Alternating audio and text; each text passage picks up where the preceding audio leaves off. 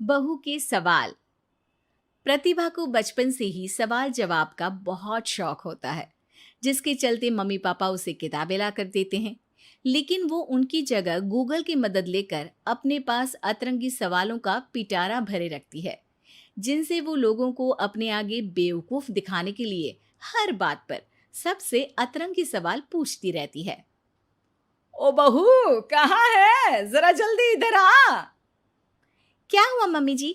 ऐसा कौन सा आसमान सिर पर आ गिरा जो इतनी हबड़ तबड़ में बुलाया? अरे आसमान का तो पता नहीं, पर इसकी छत जरूर गिरेगी। कितनी बार बोला है कि इसे रिपेयर करा लो। मम्मी जी, ऐसी क्या चीज है जो आपसे कभी सवाल तो नहीं पूछती, पर फिर भी आपको हमेशा उसका जवाब देना पड़ता है? हे भगवान, यहाँ घर गिरने को आया और इसे केबीसी खेलना है। अरे तू अपने सवालों का टोकरा अपने पास ही रख, मेरा बेटा करा देगा।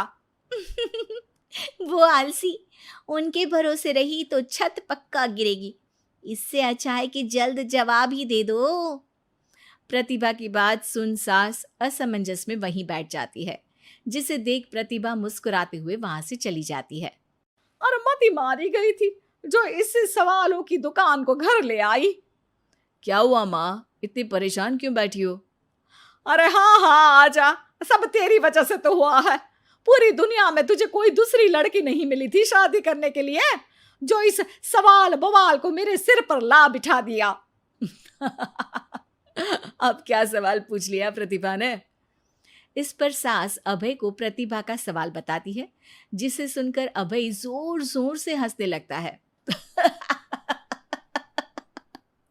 अरे माँ, प्रतिभा के पास जाओ और बोलो उसका जवाब है मोबाइल फोन, जो हमसे कोई सवाल नहीं पूछता, लेकिन हमें हमेशा उसके बजने पर जवाब देना ही पड़ता है। ओ हाँ हाँ, चल अब दफा हो, आलसी कहीं का। इस पर अभय के वहां से जाते ही सास प्रतिभा के पास जाकर उसे जवाब दे देती है, जिसे सुन प्रतिभा हैरान रह जाती है, लेकिन अपनी बात के चलते छत की रिपेयरिंग का काम करा देती है। मेरे सवाल का जवाब इतनी जल्दी देना मम्मी जी के बस की तो बात है नहीं। कोई मुझे इतनी जल्दी हरा दे ये कभी नहीं हुआ, और ना ही मैं होने दूंगी। अब देखो। इसके बाद तो जैसे बात प्रतिभा के अभिमान की हो जाती है, जिसमें वो सास से बदला लेने का मौका ढूंढने में जुट जाती है। एक दिन, आज ना हमें पड़ोस वाले शर्मा जी के घर डिनर पर जाना है, तो अपने सवालों को घर पर ही छोड़कर जाना, समझी? सास की बात का कोई जवाब दिए बिना प्रतिभा वहां से चली जाती है, और रात को शर्मा जी के घर पहुंचते ही उनके बच्चे के साथ खेल खेलने के बहाने अपने सवालों की गाड़ी शुरू कर देती है। पापा, आंटी बहुत सवाल करती है, मुझे उनके साथ नहीं खेलना। अरे ना ना बच्चा, आंटी आपकी नॉलेज के लिए ही तो पूछ रही होंगी ना। अच्छा तो बताओ, एक लड़की 50 फुट की सीढ़ी से गिरी, फिर भी उसे चोट नहीं लगी, क्यों? बच्चे की बात सुनकर शर्मा जी सिर खुजाते बैठ जाते हैं। अब अरे बच्चा, जाओ खिलौने से खेलो, जाओ जाओ। क्यों शर्मा जी, जवाब नहीं पता तो बच्चे को भेज रहे हैं? अरे आप सब भी क्या सवाल जवाब में लग गए, डिनर करते हैं ना। अब तो जवाब सुनकर ही खाना खाऊंगी। क्योंकि वो लड़की आखिरी सीढ़ी से गिरी थी, इसलिए चोट नहीं लगी। मिल गया जवाब, अब कोई बदतमीजी या सवाल नहीं। अच्छा, तो आज तक मम्मी जी को भी सारे जवाब आप ही बताते थे? क्यों, तुम्हारे अहंकार को ठेस पहुंची कि कोई तुमसे तेज कैसे हो सकता है? ओहो, इतना कॉन्फिडेंस! तो बताओ, एक साल में कितने सेकंड्स होते हैं? 12। 2 जनवरी, 2 फरवरी एंड कंटिन्यूड। ज्यादा तेज हो। अच्छा, ऐसी क्या चीज है जिसे तुम छुए बिना पकड़ सकते हो? बात। 2 माँ और 2 बेटी पिज्जा खाने गई। सबने एक एक स्लाइस खाया, फिर भी सिर्फ 3 स्लाइस ही खा पाए। कैसे?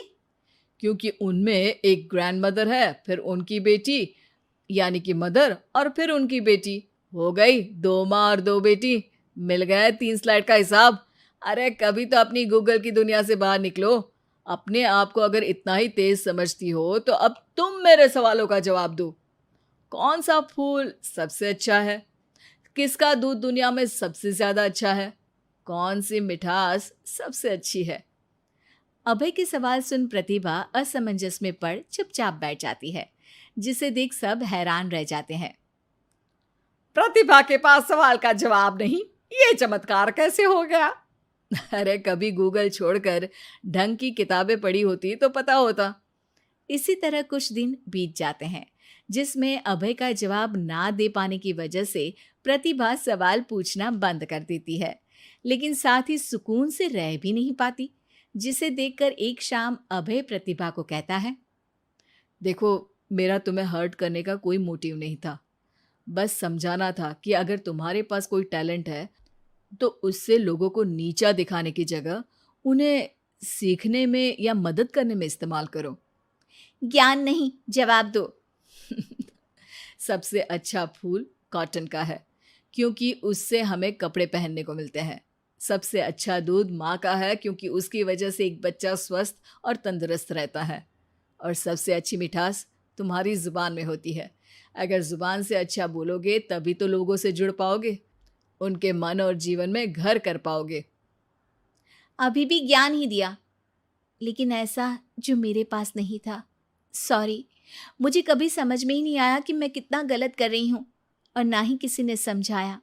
पर अब वादा करती हूँ, गूगल से ज़्यादा किताबों में समय लगाऊंगी, और जो भी सीखूंगी उससे शो ऑफ नहीं करूंगी, लोगों की हेल्प करूंगी।